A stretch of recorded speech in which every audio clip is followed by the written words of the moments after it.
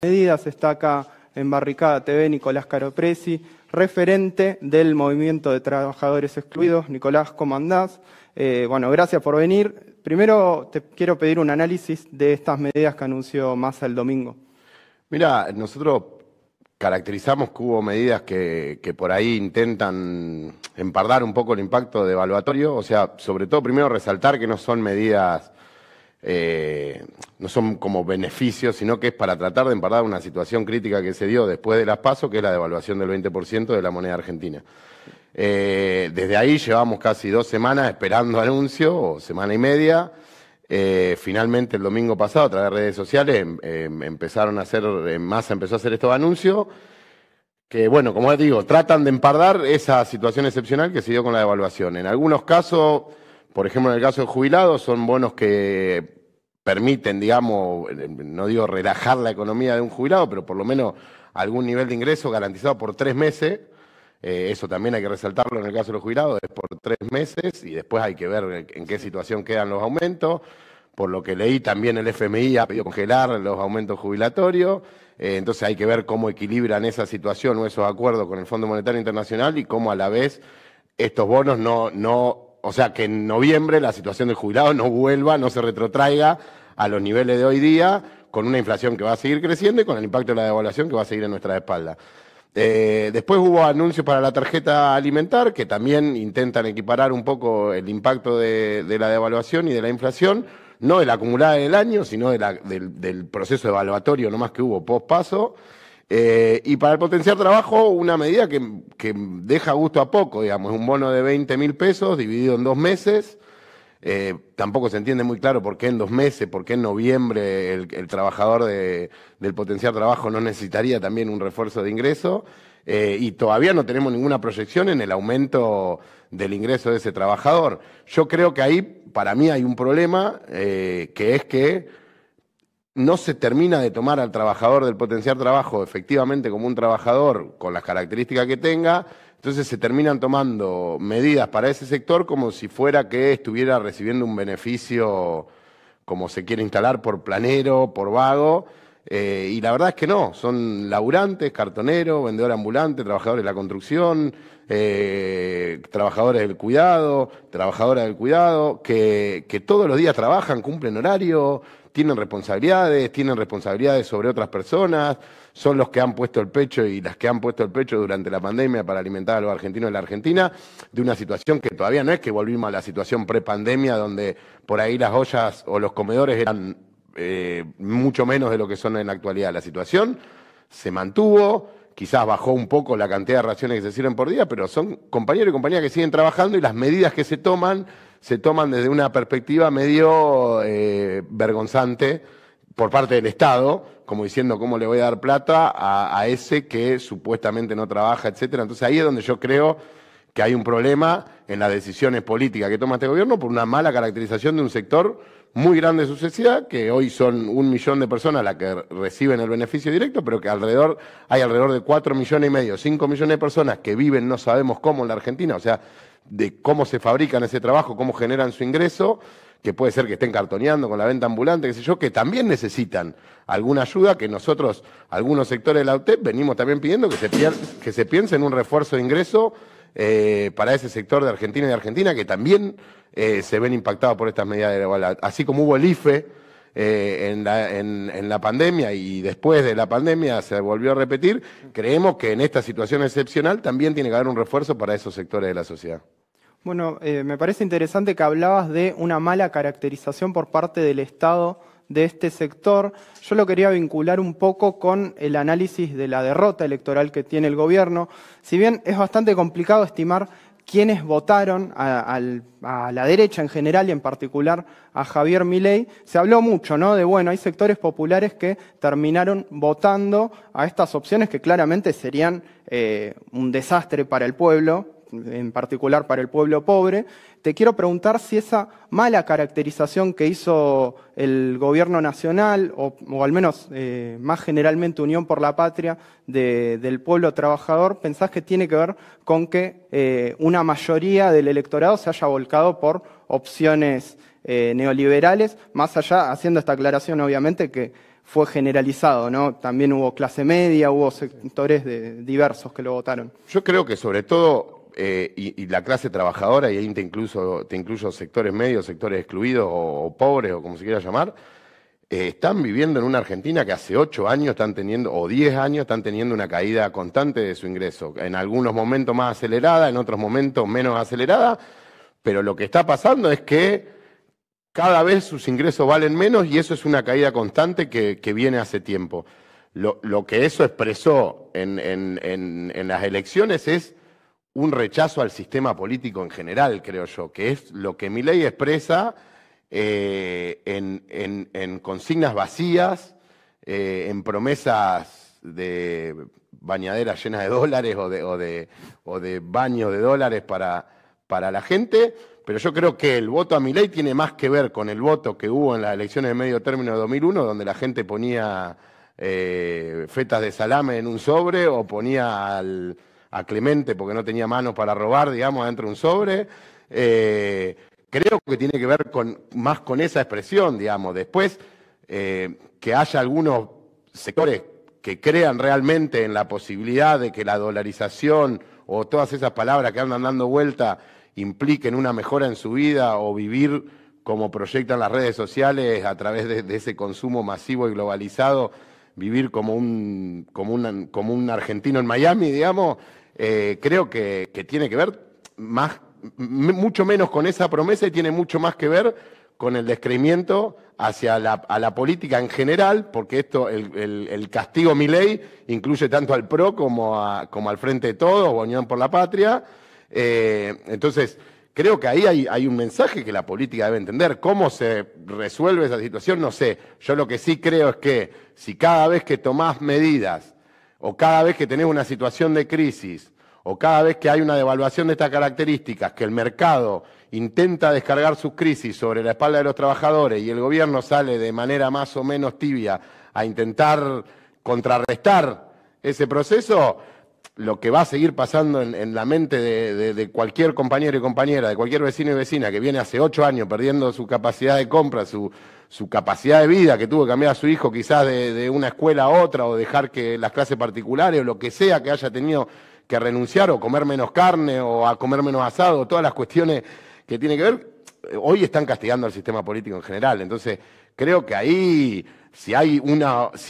esta gestión tiene probabilidades de ir a dar una disputa, creo que para poder recuperar esa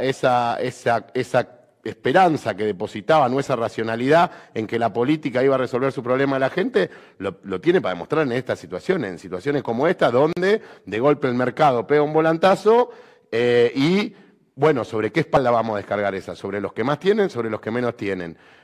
Ahí creo que está la cuestión. Digo, todavía desde hace 4 años algunos venimos esperando que haya alguna sanción concreta para quienes fugaron la plata del Fondo Monetario Internacional, que son los que hoy nos llevaron a esta situación, que son los que hicieron que este gobierno se tenga que sentar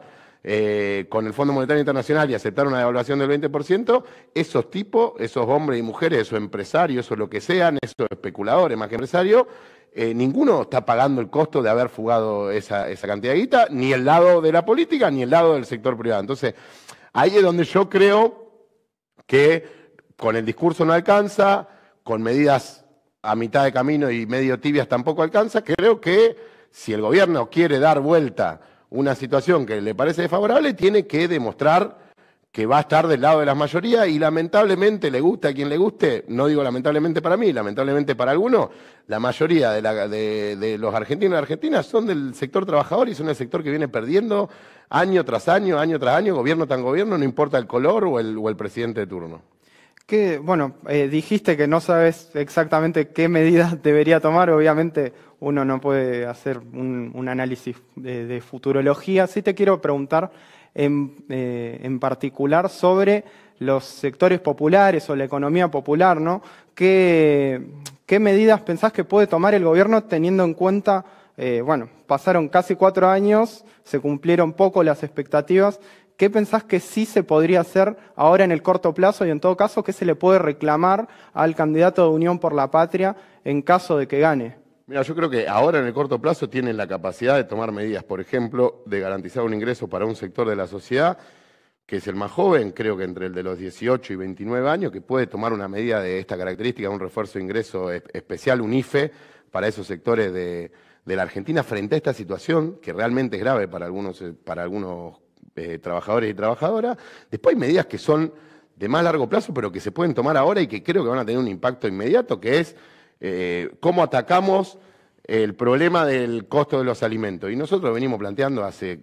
más de 10 años, venimos planteando que el problema está hoy en las condiciones de producción de los cinturones hortícolas de la Argentina. Nosotros venimos promoviendo una ley de protección de esos cinturones. Venimos diciendo que hay que mejorar la forma del uso del suelo de ese trabajador que hoy tiene que vivir en condiciones esclavas, alquilando a precio exorbitante a un empresario que maneja más precio inmobiliario que precio productivo, donde no puede construir una casa, donde tiene que vivir en un ranchito de 3 maderas, donde no puede construirse ni un baño y la mayoría de los casos no tienen luz. Entonces se puede avanzar porque hay sectores y sectores del Estado argentino que han avanzado hoy en un relevamiento de esos lugares, entonces se puede avanzar ahí en una política concreta, controlar los intermediarios, lo que hace que hoy el kilo de papa esté 1.000 pesos, tiene que ver con el rol que tienen los intermediarios y también con esta característica que tiene las condiciones de subalquiler de los espacios de trabajo de esos trabajadores. Después creo que hay medidas que se pueden tomar con respecto a la vivienda, digamos, se puede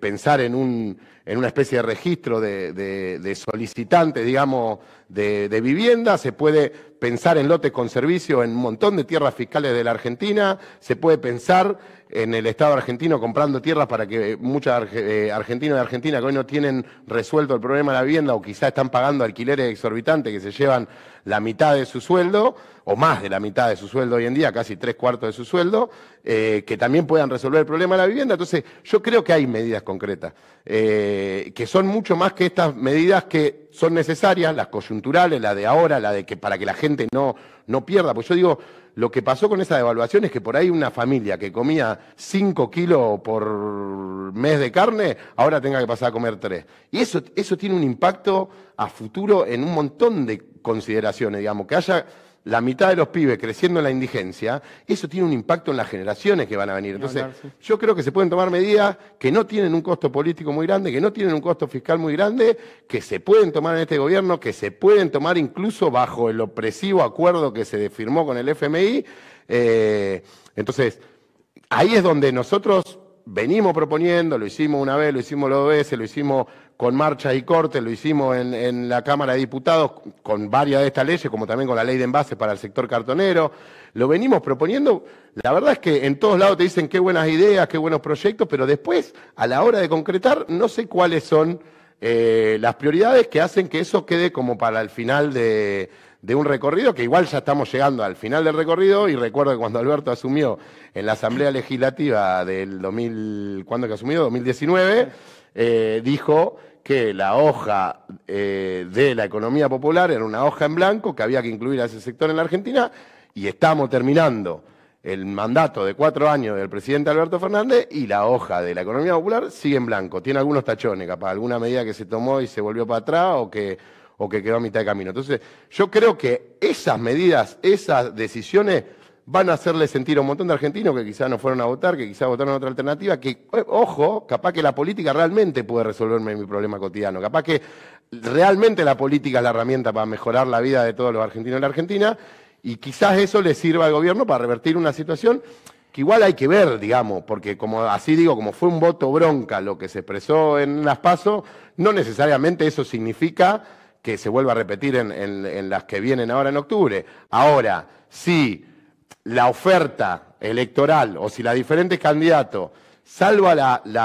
los abismos que separan, pero después en algunas cuestiones del programa siguen más o menos la misma hoja de ruta,